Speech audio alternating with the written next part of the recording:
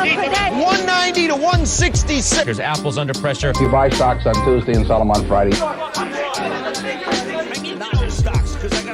Market is as volatile as you'll ever see. Traders saying this is the craziest day they have ever seen in these markets. Veteran traders saying they've never seen anything like it. The movement in oil.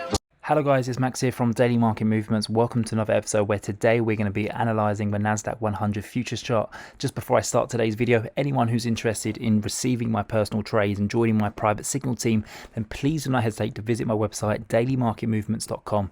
I charge a very small joining fee of $29.99. But let's talk about the Nasdaq100. The Nasdaq100 is starting to do what I've predicted for the past week, and that's roll over. Now, I've been, telling people to short this market since the beginning of this week, and I probably was a little bit earlier. I've been saying it since we were up at around 12,000, and we did go as high as 12,600. So I didn't get the top perfectly right here, but I do believe we will start to roll over here and trade back down towards at least 11,500.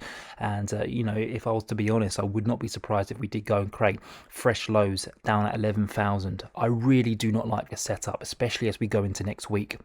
Next week, we have 5 massive tech names reporting earnings. We have the likes of Apple, Microsoft, Google, Facebook, you name it.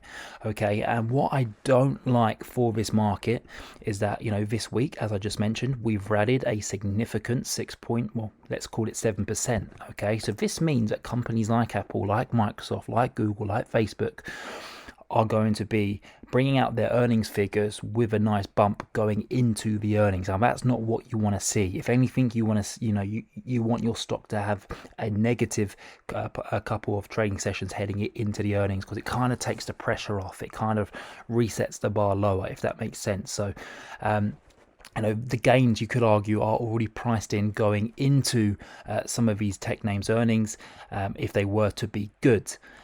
So if any of these numbers aren't great, and that's exactly what I am basically predicting here, I don't believe companies would have done well, because the euro US dollar is horrendous right now.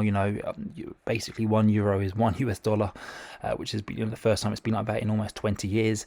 And the economic conditions here in Europe are very, very tricky. I don't think the US actually understands, and I think this winter, as we go into winter, the majority of people are going to be dedicating so much of their excess income into heating their homes. They're not going to have enough money to go and buy a new MacBook, a new iPhone, a new Tesla, a new pro gaming computer created by Nvidia or AMD. So I really do believe we are in for a long-term glut here for the Nasdaq100 and the S&P 500. I do believe that we will go down to fresh lows. So the good news is that if you did miss this trading session where we've fallen almost 2%, the good news going forward is that I still believe we've got a long way to go. So at this moment in time, it does offer a fantastic selling opportunity. I opened a short position just after the closing bell yesterday at around 12,600. So very happy with that position at this moment in time, as it's trading nicely in profit. But as I mentioned, I still believe we've got a long way to go. So I am bearish here, no interest in buying.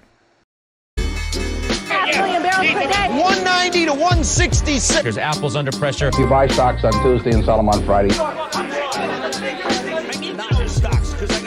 Market is as volatile as you'll ever see. Traders saying this is the craziest day they have ever seen in these markets. Veteran traders saying they've never seen anything like it. The movement in oil.